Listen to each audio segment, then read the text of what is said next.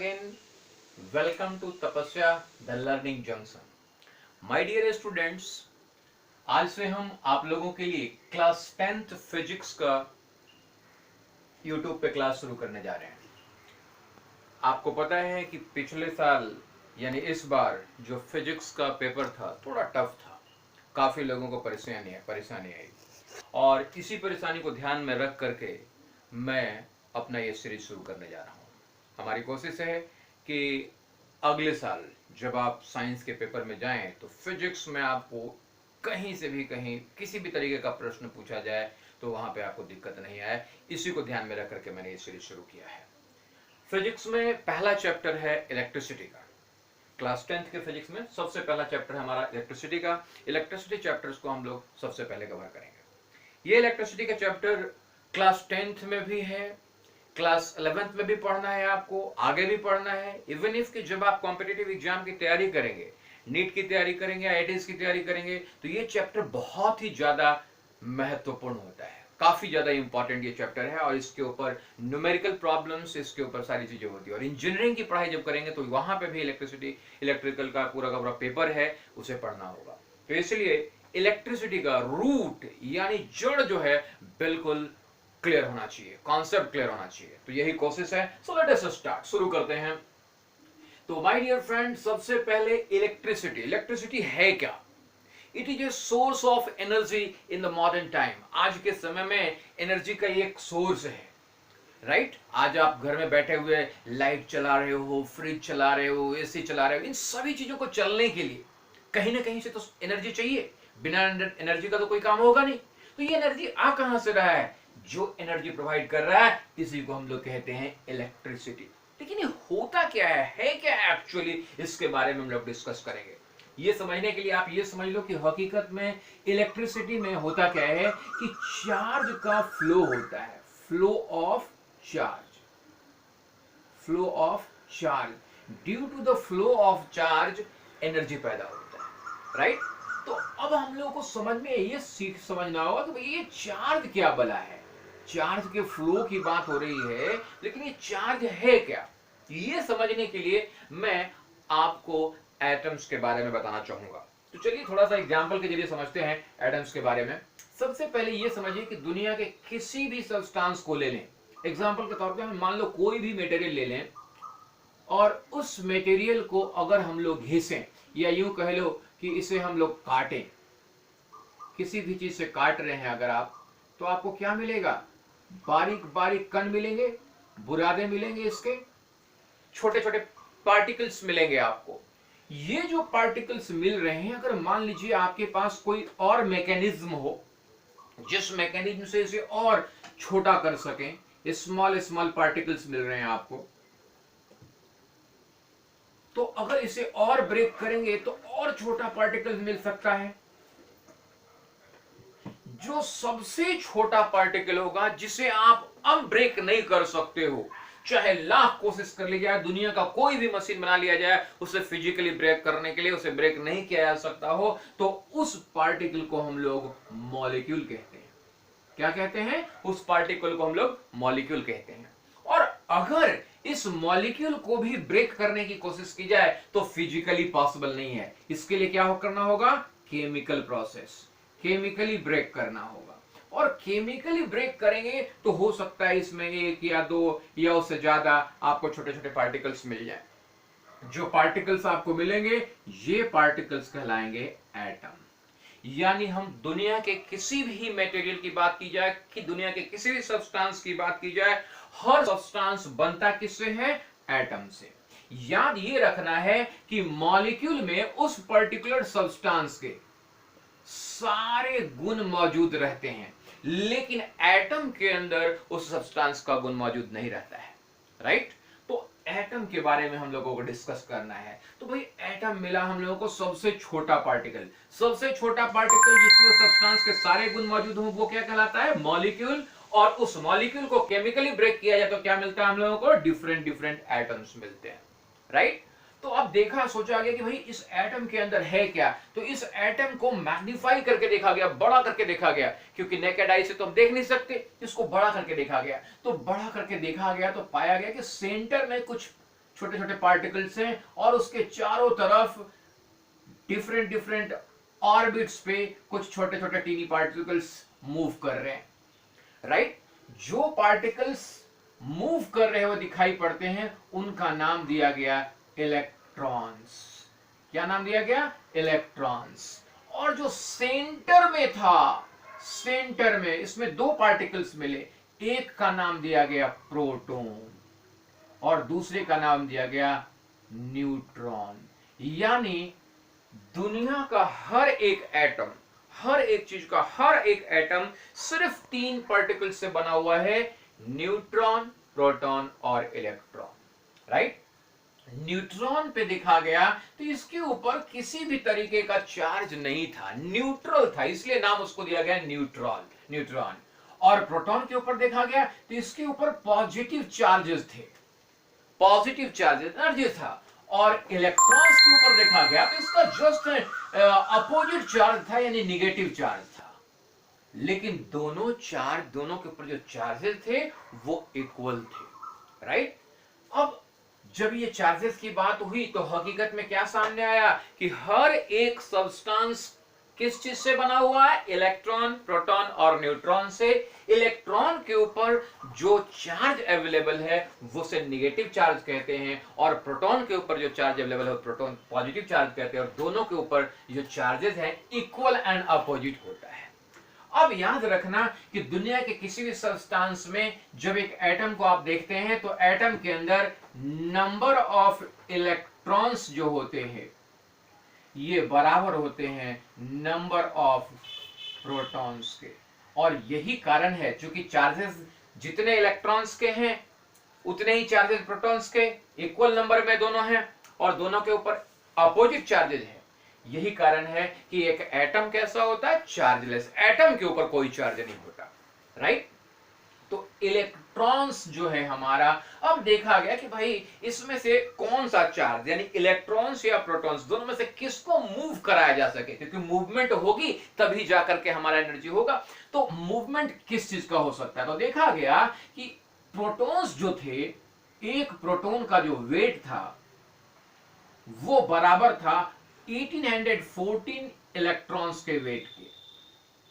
यानी by weight, वजन के हिसाब से एक तराजू पे एक तरफ एक प्रोटॉन अगर रख दिया जाए और दूसरी तरफ 1840 इलेक्ट्रॉन्स रखा जाए, तब जाकर के हमारा वेइंग मशीन, जब तक हमारा तराजू बराबर शो करेगा।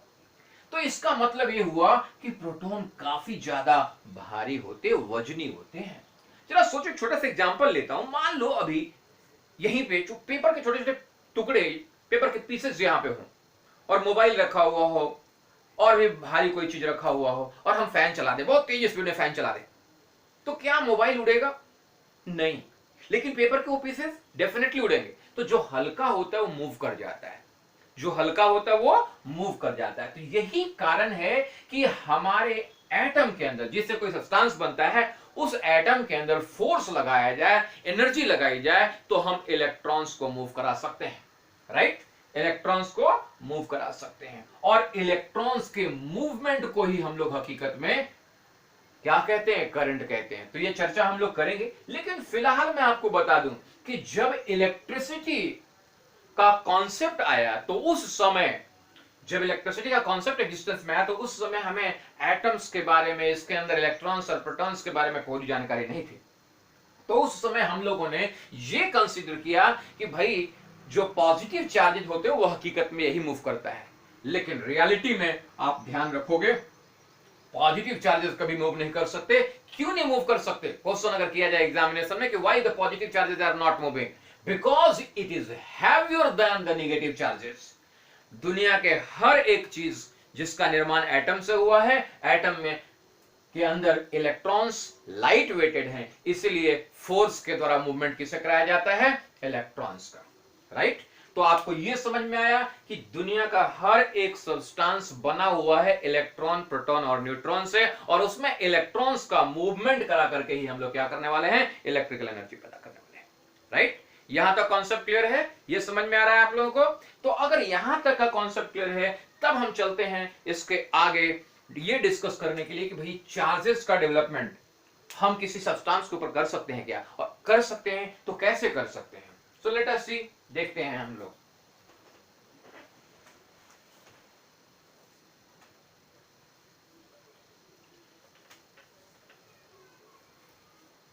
सबसे पहले कॉन्वेंशन लिया गया कि भाई अगर सपोज करो चार्ज डेवलपमेंट के लिए, तो एक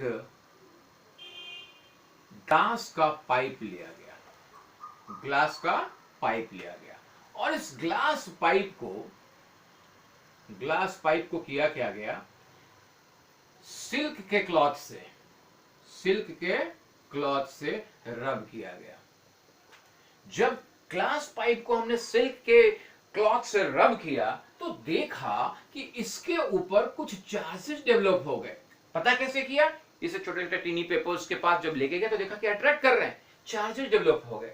तो ये कन्वेंशन है, हमने माना कि भाई ग्लास पाइप को सिल्क से जब हम रब करते हैं तो पाइप के ऊपर चार्ज डेवलप तो हो रहा है, जो चार्ज डेवलप हो रहा है उसको हम लोगों ने माना, कंसीडर किया, राइट, कि ये चार्जेस कैसे डेवलप हो रहे हैं, पॉजिटिव चार्जेस। तो एग्जामिनेशंस में पूछा जाता है कई बार कि अगर आप ग्लास के रॉड को, ग्लास के पाइप को सिल्क से रब करते हो तो ग्लास के पाइप के ऊपर कैसे चार्ज डेवलप होते हैं, तो आपको बताना है पॉजिटिव चार्ज। और इसी तरीके से अगर हम दूसरा एक रॉड ले लें और ये रॉड दूसरे मटेरियल का बना हुआ हो, जैसे इबोनाइट का, अगर इबोनाइट का एक रॉड ले लें और इसको हम लोग वूलन क्लॉथ से, यानी वूलन क्लॉथ से हम लोग रब करें, किससे रब करें, वूलन क्लॉथ से रब करें, तब क्या होगा, इसके ऊपर भी चार्जेस डेवलप होंगे। कन्वेंशनली यानी माना गया है, कंसीडर किया गया कि ऐसी स्थिति में इसके ऊपर जो चार्जेस डेवलप होते हैं वो चार्जेस कैसे होते हैं, निगेटिव चार्जेस डेवलप होते हैं। और अब इन दोनों को अगर आमने सामने लाया जाए तो इनमें आकर्षण यानी अट्रैक्टिव फोर्स लगता है। तो याद रखना है सबसे पहले कि ये कन्वेंशन था हमारा स्टार्टिंग का, क्या था, कन्वेंशन था कि ग्लास रॉड को अगर सिल्क से रब करेंगे तो उसके ऊपर चार्ज डेवलप होगा, वो चार्जेस पॉजिटिव होंगे, और अगर इबोनाइट को हम लोग वूलन क्लॉथ से रब करेंगे तो चार्ज डेवलप होगा लेकिन निगेटिव चार्जेस होंगे, राइट। अब सवाल ये उठता है कि ये जो चार्जेस डेवलप हो रहे कितना डेवलप होगा और क्या ये चार्जेस इस पे मूव कर सकेगा। तो याद रखना ये जो ग्लास पाइप के ऊपर या इबोनाइट के ऊपर जो हम चार्जेस डेवलप कर रहे हैं ये चार्जेस मूव नहीं कर सकते, इसलिए इन्हें, इन चार्जेस को हम लोग स्टैटिक चार्ज कहते हैं। क्या कहते हैं, स्टैटिक चार्ज। स्टैटिक मतलब जो मूव ना कर सके, डायनेमिक जो मूव कर सके, क्योंकि ये चार्जेस मूव नहीं कर सकते हैं इसलिए इन चार्जेस को क्या कहा गया, स्टैटिक चार्जेस कहा गया, राइट। तो अब हम लोग डिस्कस करेंगे कि भाई ये जो चार्ज होते हैं इन चार्ज का प्रॉपर्टी क्या है, what is the property of charges. तो सबसे पहले यही डिस्कस करना है, फिर इसके अमाउंट्स के बारे में हम भी डिस्कस करेंगे कि सबसे पहले property of charges, property of charges. याद रखना चार्जेस कितने तरह के, दो तरह के, अभी अभी देखना, आप देखा आपने, एक कैसा चार्ज, पॉजिटिव चार्ज, कैसा चार्ज, पॉजिटिव चार्ज, और दूसरा निगेटिव चार्ज। दो तरह के चार्ज होते हैं हमारे एटम्स के अंदर भी, आपने देखा कि दो ही तरह के चार्ज थे, इलेक्ट्रॉन्स के ऊपर निगेटिव चार्ज, प्रोटॉन के ऊपर पॉजिटिव चार्ज। तो चार्जेस दो तरह के। अब इनका प्रॉपर्टी क्या है, तो पहला प्रॉपर्टी याद रखना, क्या याद रखना है कि same charge opposes each other, same charges opposes each other, एक दूसरे को क्या करते हैं, वो धकेलते हैं, रिपेल करते हैं। यानी एक पार्टिकल के ऊपर अगर पॉजिटिव चार्ज है, दूसरे पार्टिकल के ऊपर भी पॉजिटिव चार्ज है, तो ये पार्टिकल इसको क्या करेगा, फोर्स करेगा दूसरे तरफ जाने के लिए, ये पार्टिकल इसको क्या करेगा, फोर्स करेगा दूसरे तरफ, ढकेलेगा। इसे कहते हैं कि रिपेल कर रहा है एक दूसरे को, क्या कर रहा है, ये रिपेल कर रहा है, धकेल रहा है। तो याद रखना है सेम चार्जेस हमेशा एक दूसरे को क्या करते हैं, रिपेल करते हैं, राइट। लेकिन वही अगर हमारे चार्जेस अपोजिट हों, अपोजिट चार्जेस हों, जैसे एग्जांपल के तौर पे कि दूसरी प्रॉपर्टी क्या है, opposite charges, opposite charges attract each other, एक दूसरे को क्या करते हैं, खींचते हैं। यानी एक तरफ एक पार्टिकल के ऊपर मान लो पॉजिटिव चार्ज है और दूसरे के ऊपर निगेटिव चार्ज है, तो ये पॉजिटिव इस निगेटिव को क्या करेगा, अपनी ओर खींचेगा, और ये पॉजिटिव क्या करेगा, ये भी एक दूसरे को अपनी ओर, यानी दोनों एक दूसरे के ऊपर पास आना चाहेंगे, अट्रैक्ट करेंगे एक दूसरे को। इसे कहते हैं अट्रैक्टिव फोर्स। क्या कहते हैं इसे, अट्रैक्टिव फोर्स। एक दूसरे को आकर्षित कर रहे हैं, एक दूसरे को अपनी तरफ खींच रहे हैं। तो चार्जेस की प्रॉपर्टी क्या है, एक दूसरे को अट्रैक्ट करता है। डजंट मैटर कि ये दोनों की चार्जेस की क्वांटिटी क्या है। अभी तक हमने क्वांटिटी की बात नहीं की है, अभी तक हमने केवल बात की है कि चार्जेस दो तरह के होते हैं, पॉजिटिव चार्ज और निगेटिव चार्ज। पॉजिटिव पॉजिटिव सामने आएगा, रिपेल करेगा।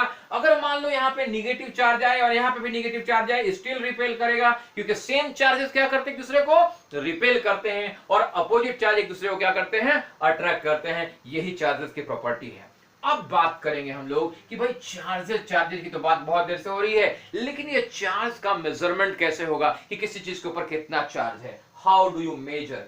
सो what will be the measuring unit. So measurement की बात करने जा रहे हैं, किस चीज के मेजरमेंट करने की बात करने जा रहे हैं, चार्ज के मेजरमेंट करने की बात करने जा रहे हैं, यानी मेजरमेंट ऑफ चार्जेस। तो measuring unit of charge, charge का मेजर करने का इकाई क्या है, तो याद रखोगे चार्ज को मेजर करने का जो इकाई है वो है कूलम। सी से इंडिकेट करते हैं हम लोग, किससे इंडिकेट करते हैं, सी से। अब ये कूलम जो चार्ज है एक साइंटिस्ट के नाम पे दिया गया, इसके बारे में डिस्कस करेंगे, लेकिन फिलहाल ये पता करना होगा कि एक कूलम चार्ज हम कहते किसको हैं। What do you mean by a 1 coulomb charge on A particle. एक ऑब्जेक्ट के ऊपर, एक वस्तु के ऊपर, एक पार्टिकल के ऊपर जो चार्ज है वो 1 कूलम का है, तो ये 1 कूलम का चार्ज का मीनिंग क्या हुआ। तो लिसन इट क्लियरली, समझ लीजिए कि अगर एक पार्टिकल के ऊपर जो चार्ज है, चाहे वो पॉजिटिव चार्ज हो या नेगेटिव चार्ज हो, अगर एक दूसरे ऑब्जेक्ट को या तो रिपेल करेगा या अट्रैक्ट करेगा, यानी फोर्स लगा रहा है, अगर पॉजिटिव चार्ज है तो रिपेल करेगा, तो रिपेल करने के लिए जो फोर्स लगेगा, अगर ये force, repelling force 9 into 10⁹ Newton का हो रहा हो, कितना फोर्स हो रहा हो, 9 इंटू 10⁹ न्यूटन का फोर्स लगा रहा हो, अगर डिस्टेंस दोनों के बीच में 1 मीटर का हो, यानी एक कोई भी चार्ज अगर दूसरे सेम चार्ज को 9 इंटू 10⁹ न्यूटन के फोर्स से रिपेल करे, तो हम कहते हैं कि इसके ऊपर जो चार्ज है वो क्या है, 1 कूलम का चार्ज है। पॉजिटिव है तो पॉजिटिव चार्ज कहेंगे, निगेटिव है तो निगेटिव चार्ज कहेंगे। एग्जांपल के तौर पे सेम थिंग, यहां पे मान लो एक ऑब्जेक्ट के ऊपर नेगेटिव चार्ज है, तो जो रिपेल करने वाला है दूसरे एक नेगेटिव को कितने फोर्स से, वही 9 इंटू 10⁹ न्यूटन के फोर्स से अगर रिपेल कर रहा है, डिस्टेंस कितना है, 1 मीटर। तो 1 मीटर की दूरी पे रखे हुए सेम चार्ज को अगर 9 इंटू 10⁹ न्यूटन के फोर्स से हमारा अट्रैक्ट या रिपेल कर रहा होता है, तो हम क्या कहते हैं कि हमारे उस चीज के ऊपर चार्ज जो है 1 कूलम का चार्ज है। राइट, जरा ये समझें, क्योंकि हमने आपसे डिस्कस किया था कि इलेक्ट्रॉन्स के ऊपर और प्रोटॉन के ऊपर चार्जेस होते हैं, तो भाई ये जाने कि 1 कूलम का चार्ज होता कितना है उस टर्म में। तो याद रखना है कि 1 कूलम की बात करें, 1 कूलम चार्ज का मतलब है हकीकत में 6.25 इंटू 10⁻18 इलेक्ट्रॉन्स के ऊपर जो चार्ज होंगे, यानी 6.25 इंटू 10⁻18 है, सॉरी 8 नहीं है, ये 18 है, ध्यान रखिएगा। 1 कूलम चार्ज का मतलब है कि 6.25 इंटू 10⁻18 इलेक्ट्रॉन्स या 6.25 इंटू 10⁻18 प्रोटॉन्स के चार्ज के बराबर। इलेक्ट्रॉन्स बोलेंगे तो नेगेटिव चार्ज हो गया, प्रोटॉन्स बोलेंगे तो पॉजिटिव चार्ज। याद ये रखना है कि जितना चार्ज इलेक्ट्रॉन्स के ऊपर होता है, एग्जैक्टली उतना ही चार्ज प्रोटॉन्स के ऊपर भी होता है। केवल फर्क ये होता है कि दोनों के चार्ज अपोजिट होते हैं, इलेक्ट्रॉन्स के ऊपर नेगेटिव और प्रोटॉन के ऊपर पॉजिटिव। Is it clear? तो आपको समझ में आया, जब भी आपसे कोई पूछे कि भाई 1 कूलम चार्ज होता कितना है, तो आपको बताना है कि जितना 6.25 इंटू 10⁸ इलेक्ट्रॉन्स के ऊपर या 6.25 इंटू 10⁸18 प्रोटॉन के ऊपर चार्ज होता है। या यूं कह ले दूसरे शब्दों में कि अगर कोई चार्ज पार्टिकल अपने से 1 मीटर के दूरी पर रखे हुए सेम चार्ज को 9 इंटू 10⁹ न्यूटन के फोर्स से धकेले या अट्रैक्ट करे तो उस चार्ज को हम क्या कहते हैं? 1 न्यूटन का चार्ज कहते हैं। तो ये समझ में आया आपको अच्छे तरीके से? चलिए, अगर आपको चार्ज के बारे में समझ में आया तो अब डिस्कस करने वाले हैं हम लोग कि भाई ये चार्ज का फ्लो कैसे होगा। ये जो चार्जेस के बारे में हम बात कर रहे हैं, ये चार्ज फ्लो कैसे करेगा। तो चार्ज को फ्लो करने के लिए हमें मटेरियल चाहिए, माध्यम चाहिए जिससे होकर के उस चार्ज को फ्लो करा सकें। तो 2 तरह के मटेरियल होते हैं। मटेरियल कितने तरह के होते हैं? 2 तरह के। एक को हम लोग कहते हैं कंडक्टर और दूसरे को कहते हैं इंसुलेटर। ये दोनों को अच्छे तरीके से समझ लीजिए। कंडक्टर और इंसुलेटर, 2 मटेरियल, 2 सब्सटेंस। कंडक्टर वो जिसके थ्रू चार्जेस का फ्लो कराया जा सके। The material through which the charges can flow, the material through which charges can flow is conductor. All metals, example के तौर पे हम लोग बात करें आयरन की, कॉपर की, एल्यूमिनियम की, ये सब क्या हैं? सिल्वर की, ये सब क्या हैं? ये सब के सब कंडक्टर हैं, यानी इनके थ्रू चार्जेस का फ्लो कराया जा सकता है, राइट।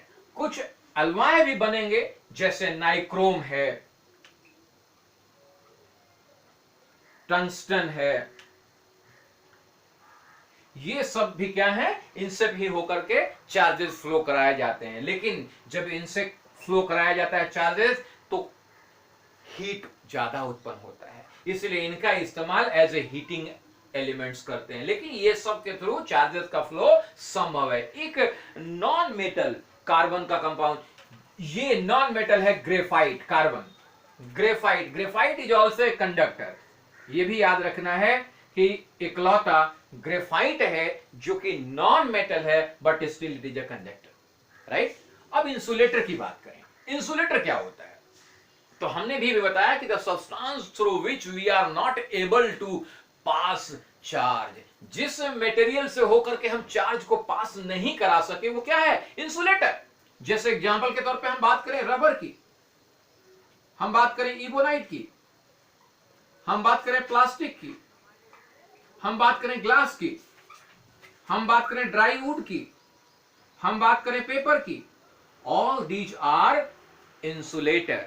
अब सवाल ये उठता है कि एक मटेरियल एज ए कंडक्टर काम करता है और एक material as a insulator, why? तो याद रखना है सारे जो मटेरियल्स हैं उनका जो केमिकल स्ट्रक्चर है वो अलग अलग होता है। ऐसा मटेरियल जिसके केमिकल स्ट्रक्चर में, जिसके एटम में जो इलेक्ट्रॉन्स का बॉन्डिंग है, किसके थ्रू? देखो अभी अभी हमने बताया कि भाई हर एटम में क्या है? सेंटर में प्रोटॉन है और उसके चारों तरफ इलेक्ट्रॉन चक्कर काट रहे हैं। अब ये इलेक्ट्रॉन्स जो चक्कर काट रहे हैं, अगर इन इलेक्ट्रॉन्स को ये प्रोटॉन स्ट्रांगली बॉन्ड किए हुए, कस के पकड़े हुए, जाना फोर्स से एक दूसरे को अट्रैक्ट किए हुए, तो इन चार्जेस को मूव कराना पॉसिबल नहीं हो पाता है, संभव नहीं हो पाता है। तो हम ऐसे को क्या कहेंगे? कहेंगे ये तो इंसुलेटर है। Means the material in which the electrons are bonded with the protons in a particular atom, strongly bonded with the proton, is called insulator. Means we can say कि no free electrons, free electrons नहीं है, free electrons नहीं है, electrons को free नहीं छोड़ा गया है। जैसे एक फैमिली को ले लें, मान लीजिए फैमिली बहुत कंजर्वेटिव फैमिली है, अब उसमें मान लो कि घर में बंदिश है कि नहीं, कोई लेडीज बाहर नहीं जा सकती, तो वहां पे लेडीज बाहर नहीं जाती हैं, घर में रहना पड़ता है उनको, राइट। लेकिन आज का समय है, ऐसे घर में हस्बैंड भी काम कर रहा है, वाइफ भी काम कर रहा है, बच्चे पढ़ाई कर रहे हैं, सब लोग को इक्वलिटी दी जा रही है, तो भैया वो क्या है? कंडक्टर की तरह, यानी वहां पे इलेक्ट्रॉन्स का फ्लो हो सकता है। तो याद रखना है कि इंसुलेटर क्या है? इंसुलेटर ऐसा मटेरियल है जिसके एटम में इलेक्ट्रॉन्स का प्रोटॉन से जो बॉन्डिंग है काफी स्ट्रांग होता है, फ्री इलेक्ट्रॉन्स नहीं होते। टेक्निकली आपको याद रखना है, there is no free electron in insulator, but whenever we are talking about conductor, जब हम कंडक्टर की बात करते हैं तो कंडक्टर में जो हमारे एटम्स हैं, उन एटम्स में प्रोटॉन अपने इलेक्ट्रॉन्स को बहुत स्ट्रांगली बॉन्ड करके नहीं रखता, फ्री इलेक्ट्रॉन्स वहां पे होते हैं, और यही कारण है कि वहां पे हमारा करंट का फ्लो यानी चार्ज का फ्लो पॉसिबल होता है, राइट। तो दो तरह के मटेरियल, कंडक्टर और इंसुलेटर, ये समझ में आ चुका है आपको। अब चार्जेस क्या होते हैं ये समझ में आ गया, कंडक्टर और इंसुलेटर क्या होता है समझ में आ गया। अब हम लोग आपसे डिस्कस करने जा रहे हैं इलेक्ट्रिक करंट के बारे में, कि भाई करंट क्या होता है। करंट समझने के लिए चार्ज को समझना बहुत जरूरी है। अगर चार्ज समझ में नहीं आया तो करंट समझ में नहीं आएगा। तो फिर से मैं बता दूं कि चार्ज क्या होता है। एक इलेक्ट्रॉन्स के ऊपर जो चार्ज है वो कितना होता है, याद रखो, बताया मैंने कि 1 कूलम चार्ज बराबर कितना बताया, 6.25 इंटू 10⁻18 इलेक्ट्रॉन्स का चार्ज। यानी अगर रिवर्स कर ले तो आप 1 इलेक्ट्रॉन्स का भी चार्ज निकाल सकते। तो माय डियर फ्रेंड, याद रखना है आपको कि चार्ज जो है कूलम में मेजर किया जाता है। तो अब हम लोग इलेक्ट्रिक करंट की बात करने जा रहे हैं। किसकी बात करने जा रहे हैं, इलेक्ट्रिक करंट की। तो याद रखोगे, शुरुआत में जब दौर शुरुआत का था तो उस समय इलेक्ट्रॉन्स का कॉन्सेप्ट नहीं आया था। तो सबसे पहले हम लोग यही सोचते थे कि भाई पॉजिटिव यानी प्लस ही मूव करता है, राइट। तो हम लोगों ने करंट को क्या कहा, करंट को कहा कि भाई एक तार है, कंडक्टर है, इस कंडक्टर से हो करके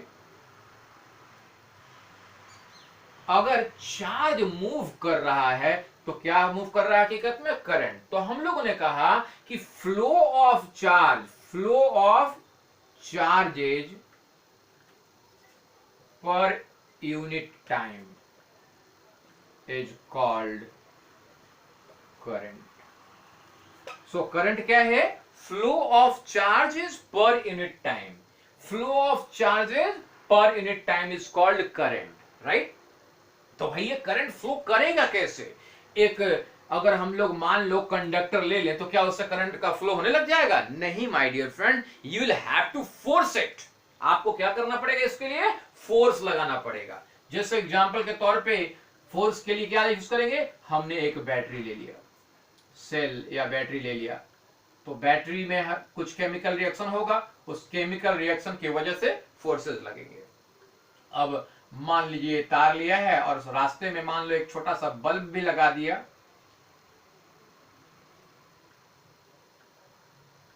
अभी स्विच विच नहीं लगाया हमने, तो बैटरी का ये पॉजिटिव है नेगेटिव है, सारे सिंबल्स बताऊंगा मैं। पॉजिटिव से करंट चलना शुरू होगा, चार्ज चलना शुरू होगा, क्योंकि इसके अंदर रिएक्शन हो रहा है, और ये चार्ज इस बल्ब से होता हुआ वापस निगेटिव में बैक आ जाएगा। तो हम क्या कहेंगे, हम कहेंगे कि इस पाथ पे करंट फ्लो कर रहा है, राइट। करंट फ्लो कर रहा है। करंट क्यों फ्लो किया, ये तार तो कंडक्टर का था, तो क्या कंडक्टर से अपने आप करंट फ्लो करने लग गया, जवाब है नहीं, हमने फोर्स लगाया। ये फोर्स कौन लगा रहा है, फोर्स लगा रहा है ये बैटरी। बैटरी एक केमिकल एनर्जी दे रहा है। हमने क्या कहा था, हमने कहा था electricity is the source of energy. तो यहां से ये सोर्स ऑफ एनर्जी क्या हुआ, ये बैटरी हुआ जो इलेक्ट्रिसिटी दे रहा है यहां से, और एक करंट जिसके थ्रू चल रहा है। तो करंट के बारे में मैंने बताया कि फ्लो ऑफ चार्जेस पर यूनिट टाइम को क्या कहते हैं हम लोग, करंट कहते हैं। फ्लो ऑफ इलेक्ट्रॉन्स बाद में डिस्कस करेंगे, अभी तो सिर्फ चार्जेस समझ लीजिए। तो याद रखिए हमेशा ये कन्वेंशन है, ये कन्वेंशन है। क्या कन्वेंशन है, कन्वेंशन ये है कि करंट का फ्लो हमेशा पॉजिटिव से ले होता है निगेटिव की ओर। किधर से किधर होता है, पॉजिटिव से निगेटिव की ओर, ये कन्वेंशन है। तो इसलिए आपसे कोई पूछे कि कन्वेंशनल करंट का डायरेक्शन क्या होता है, what is the direction of conventional current, यानी जो माना गया है, जो कंसीडर किया गया है, उसमें करंट का डायरेक्शन क्या होता है, तो बताना होगा पॉजिटिव से निगेटिव की ओर, पॉजिटिव से निगेटिव की ओर। ये एकदम दिमाग में याद रखना है आपको, राइट। क्लियर है ये बात। लेकिन रियलिटी में आपको मैं बताऊं, आगे चल करके बताऊंगा मैं कि हकीकत में आपको भी मैंने बताया था कि पॉजिटिव चार्जेस को मूव कराना पॉसिबल नहीं है। क्यों? 1840 गुना भारी है वो। इसलिए एक मटेरियल के अंदर जो मूवमेंट होती है किसकी होती है? इलेक्ट्रॉन्स की। तो याद रखना, रियलिटी में, हकीकत में, रियल में फ्लो किसका होता है? फ्लो होता है इलेक्ट्रॉन्स का। तो हकीकत में करंट क्या है? Current is nothing but the flow of electrons in a specified direction. एक दिए हुए डायरेक्शन में इलेक्ट्रॉन्स का फ्लो क्या है? करंट है, राइट? तो हकीकत में अगर इलेक्ट्रॉन्स का फ्लो करंट है तो भाई बैटरी के पॉजिटिव से तो इलेक्ट्रॉन निकलेगा नहीं, तब किधर से निकलेगा? निगेटिव से। तो रियल करंट का डायरेक्शन क्या होता है? हमेशा याद रखना, रियल डायरेक्शन क्या होता है? रियल डायरेक्शन मतलब फ्लो ऑफ इलेक्ट्रॉन्स किधर से किधर? निगेटिव से पॉजिटिव की ओर, निगेटिव से पॉजिटिव की ओर। ये याद रखना है आपको, निगेटिव से किधर होता है? ये पॉजिटिव की ओर। यानी हकीकत में current is a flow of electrons and that's why its direction is from negative to positive, क्योंकि इलेक्ट्रॉन्स के ऊपर चार्ज कैसा होता है? निगेटिव। तो निगेटिव से पॉजिटिव की ओर। लेकिन कन्वेंशनल डायरेक्शन क्या होता है? Positive to negative. क्योंकि जब हमारे करंट के विषय में चीजें बात कर रहे थे तो उस समय तक इलेक्ट्रॉन्स का कॉन्सेप्ट नहीं आया था, तो हम लोगों ने यही सोचा कि पॉजिटिव चार्जेस का मूवमेंट होता है, इसलिए हम लोगों ने कन्वेंशन क्या रखा कि भाई बैटरी के प्लस से करंट का फ्लो होता है। तो हमारी पूरी पढ़ाई में हम कन्वेंशनल करंट को कंसीडर करते हैं, बट याद रखना है कि रियलिटी में करंट क्या है? Flow of electrons. यानी रियल करंट का डायरेक्शन क्या होता है? Negative to positive, right? अब सवाल ये उठता है कि करंट की बात तो हो रही है, तो करंट को मापेंगे कैसे? करंट को मापने के लिए एक यूनिट दिया गया और ये यूनिट था हमारा ampere, measuring unit of current. Current को मापा किसमें गया? एम्पियर में। एम्पियर में, हालांकि और छोटे इकाई के रूप में मिली एम्पियर, माइक्रो एम्पियर का भी डिस्कशन करेंगे वो क्या होता है, लेकिन फिलहाल आप समझिए कि ampere is the basic measuring unit of current. It is the SI unit. तो एम्पियर क्या होता है? What do you mean by ampere? तो सबसे पहले ये समझना होगा कि करंट जो है वो अभी मैंने बताया कि भाई करंट होता क्या है? करंट पासिंग ऑफ चार्जेस पर यूनिट टाइम। यानी अगर एक वायर के थ्रू चार्ज पास हो रहा है तो इकाई समय में जितना चार्ज पास होगा उसे को हम लोग करंट कहेंगे। यानी आप कह सकते हैं, करंट को हम इंडिकेट करते हैं आई से इंडिकेट करते हैं करंट को। तो I is equal to, charge को हम Q से इंडिकेट करते हैं by T, charge per unit time. ध्यान से समझे, हमने क्या डिफाइन किया? What is current? Charge per unit time. यानी इकाई समय में कितना चार्ज फ्लो करेगा एक वायर के, उसे हम लोग क्या कहेंगे? करंट कहेंगे। तो माय डियर फ्रेंड, चूंकि चार्ज का Q क्या है? चार्ज है, और चार्ज को हम लोग मापते किस में है? कूलम में। और T टाइम है, टाइम का एसआई यूनिट क्या होगा? सेकेंड। तो हकीकत में करंट को हम लोग क्या कहेंगे? करंट को कह सकते हैं कूलम पर सेकेंड, और कूलम पर सेकेंड क्या कहलाएगा? एम्पियर। क्या कहलाएगा ये? एम्पियर। तो हम लोग करंट को किस में मापेंगे? एम्पियर में मापेंगे। एम्पियर क्या होता है? तो याद रखोगे कि अगर एक कूलम का चार्ज किसी वायर से 1 सेकंड में पास हो जाए, एक कूलम का चार्ज अगर किसी वायर से 1 सेकंड में पास हो जाए तो हम कहेंगे कि भाई उस वायर से 1 एम्पियर का करंट पास हो रहा है, राइट? एक तार से, ये मान लो हमारा तार है, इस तार से, इस तार के क्रॉस सेक्शनल एरिया से, यहां से अगर 1 कूलम का चार्ज 1 सेकेंड में पास हो जाए, 1 coulomb charge in 1 second, then we will say that it is 1 ampere current. The current passes through this wire is 1 ampere. तो आपको इलेक्ट्रिक करंट समझ में आया? तो याद रखना, इलेक्ट्रिक करंट के बारे में 2 क्वेश्चन किए जा सकते हैं। कई बार कन्वेंशनल करंट पूछा जा सकता है, तो कन्वेंशनल करंट में बताएंगे। कन्वेंशनल करंट का मतलब है कि पॉजिटिव चार्जेस का मूवमेंट, जिसका डायरेक्शन बैटरी के पॉजिटिव से निगेटिव की ओर को होगा। और दूसरा रियल, तो इलेक्ट्रॉन्स का फ्लो, तो इलेक्ट्रॉन्स का फ्लो किधर से? निगेटिव से पॉजिटिव की ओर। और करंट को मापने की इकाई एम्पियर। करंट होता क्या है? Charge per unit time, charge per unit time यानी कूलम पर सेकेंड। तो अब जरा हम लोग इसके बाद सर्किट की बात करें कि भाई सर्किट क्या होता है। सर्किट की बात करें, सर्किट क्या होता है?